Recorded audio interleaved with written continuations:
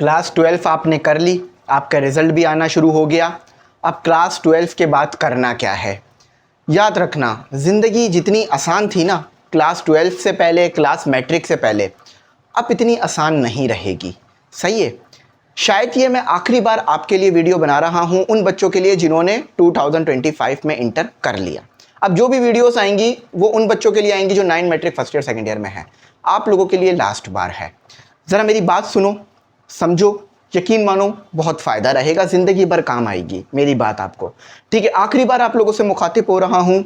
उसके बाद आपने अपनी जॉब्स करनी है, यूनिवर्सिटी जाना है और लोगों को सुनना है। मुझे सुनने की शायद इतनी ज़रूरत अब आपको नहीं पड़ेगी। अच्छा, क्लास 12 के बाद कुछ परेशानियाँ, मुश्किलात बच्चों को आ रही हैं। अब वो क्या हैं सुनो। कुछ बच्चे यूनिवर्सिटी जा रहे हैं, कुछ बच्चे यूनिवर्सिटी नहीं जा पा रहे हैं क्योंकि एडमिशन नहीं मिल रहा। सही है। कुछ बच्चे जॉब करने की तरफ जा रहे हैं, कुछ बच्चे जो हैं वो अभी भी घर पे बैठे हुए हैं। कुछ बच्चे अपने जो है वो फैमिली बिजनेस की तरफ जा रहे हैं, कुछ बच्चे अपना फैमिली बिजनेस का सोच रहे हैं। कुछ बच्चों के नंबर अच्छे नहीं आए, इंप्रूवमेंट करना चाह रहे हैं। अब ज़िंदगी में मुश्किलात जो है ना यहाँ से असल शुरू होती है।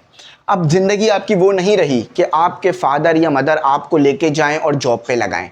अब आप खुद बसों में जाओगे, ठीक है, मेल हो या फीमेल हो, बसों में ख्वार होगे, चिंचियों में ख्वार होगे, बाइक पर ख्वार होगे। गाड़ी तो बहुत कम ही होंगे जिनके पास होगी, और जिनके पास गाड़ी होगी वो यूनिवर्सिटी जा रहे होंगे। अब आगे करना क्या है? अर्निंग कैसे करनी है? अपने आप को फाइनेंशियली स्टेबल कैसे करना है? अब क्या करना है ये आज की वीडियो में मैं बताऊंगा। ज़्यादा टाइम मैं आज भी नहीं लूँगा। आखिरी बार आप लोगों से मुखातिब हो रहा हूँ क्योंकि अब आपने यूनिवर्सिटी और बाकी जगहों पे जाना है। मुझे आगे से सुनने की आपको ज़रूरत नहीं पड़ेगी। अल्लाह का शुक्र है, मैं भी अपने प्रोजेक्ट जॉब वगैरह पे लग चुका हूँ, वो कर रहा हूँ। ठीक है, मेरा प्रोजेक्ट ही मेरी जॉब है, वो मैं कर रहा हूँ। तो आप लोगों के साथ मैं सिर्फ एक टीचर नहीं था, मैं अपना भी काम करता था। यकीन मानो, ये कभी भी नहीं समझना कि मैं जस्ट एक टीचर था। बिल्कुल भी ऐसा नहीं था, मैं टीचर नहीं था सिर्फ। ठीक है, टीचिंग मेरा हॉबी थी, मेरा पैशन था जिसे मैंने किया। इंशाल्लाह आगे भी करता रहूँगा। लेकिन मैं जॉब भी करता हूँ, अपना प्रोजेक्ट भी करता हूँ, ठीक है, उसके ऊपर काम करता हूँ, वहाँ से भी मैं अर्निंग करता हूँ और मेरा वहाँ चलता है सिस्टम। ये काम मैं आने के बाद, जॉब से आने के बाद 5 बजे के बाद करता हूँ। तो मैं ये चाहता हूँ कि यार जो परेशानी मुश्किलात मैंने देखी वो आपको ना देखनी पड़े। मैं कुछ गाइड कर देता हूँ, कुछ बता देता हूँ, आप लोगों को बहुत फ़ायदा हो जाएगा। ठीक है, ज़िंदगी यकीन मानना घर बैठ के नहीं बनेगी, कभी भी घर से निकलना पड़ेगा। ठीक है, अब परेशानियाँ बढ़ेंगी, घर वाले भी बोलेंगे कुछ करो। इंटर तो हो गया, नंबर अच्छे नहीं आए या नंबर अच्छे आ गए, यूनिवर्सिटी जाओ, कुछ करो, आओ। सबसे पहले उन बच्चों के बारे में बात करते हैं जो कि एग्ज़ाम में अच्छे नंबर नहीं लेकर आए हैं और यूनिवर्सिटी में नहीं जा रहे हैं।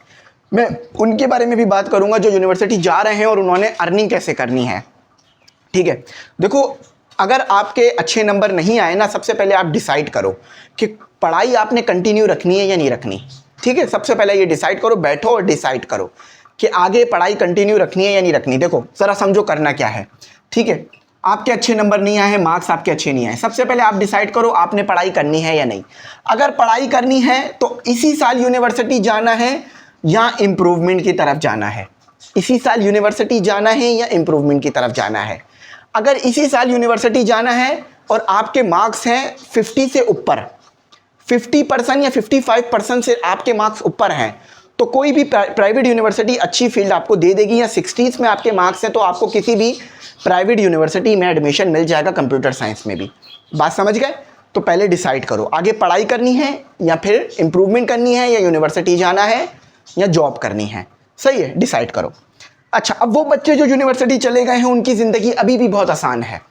उनकी ज़िंदगी भी अभी भी बहुत आसान है। उनके घर वाले उनको नहीं बोलेंगे कुछ करो, क्योंकि वो सुबह 8 साढ़े 8 बजे यूनिवर्सिटी में पढ़ेंगे, 4-5 बजे घर में घुसेंगे, असाइनमेंट, क्विज, फ्रेंडशिप होगी, यूनिवर्सिटी में घूमना फिरना, ठीक है, पिकनिक वगैरह चलती रहेगी, ज़िंदगी आपकी अच्छी है।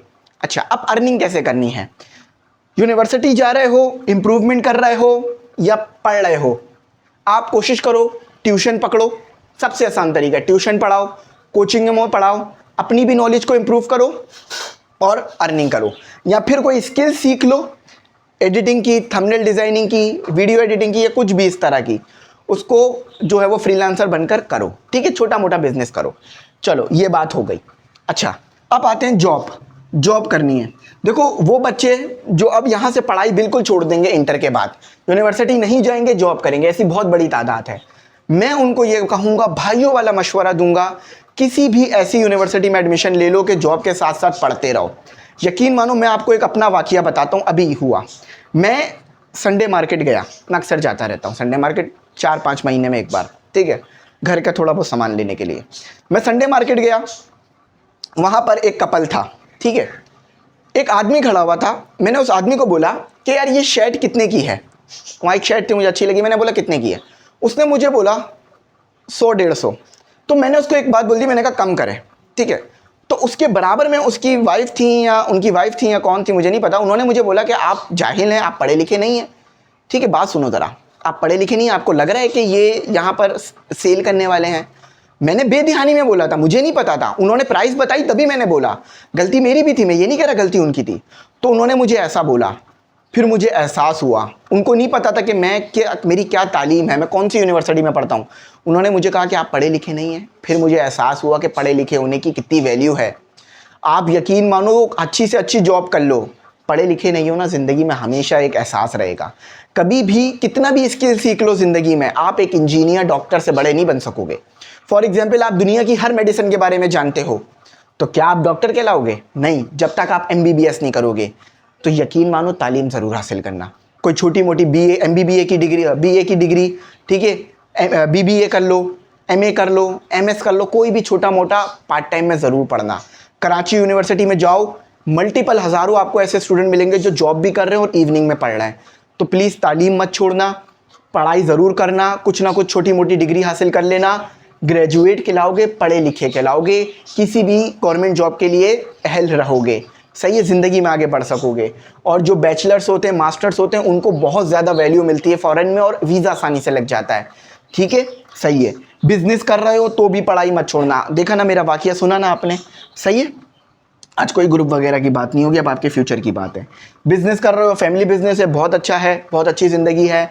मगर पढ़े लिखे होगे तो फैमिली बिजनेस को ऑनलाइन ले जाओगे, पूरी दुनिया में फैला सकोगे, कराची, लाहौर, इस्लामाबाद में फैला सकोगे।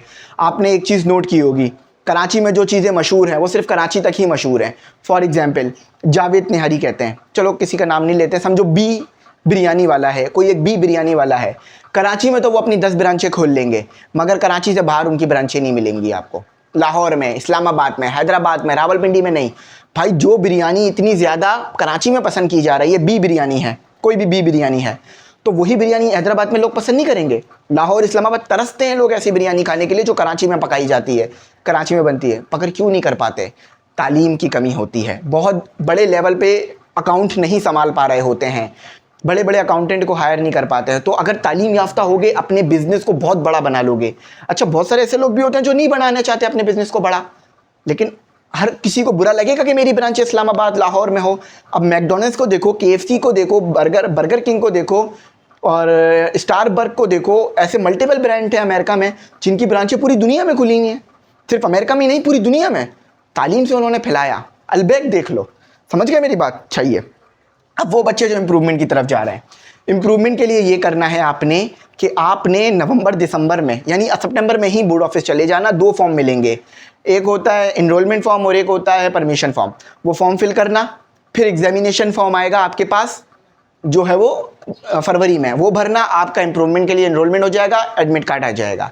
इम्प्रूवमेंट कैसे कर सकते हो? चाहो तो फर्स्ट ईयर के सारे पेपर दे लो, चाहो तो सेकेंड ईयर के सारे पेपर दे लो, या फिर फर्स्ट ईयर का एक सब्जेक्ट उठाओ, सेकंड ईयर, या फिर ऐसे कर सकते हो, जो कि थोड़ा सा मुश्किल होता है कि फर्स्ट ईयर की फिजिक्स दे लो, सेकंड ईयर की फिजिक्स भी देनी पड़ेगी।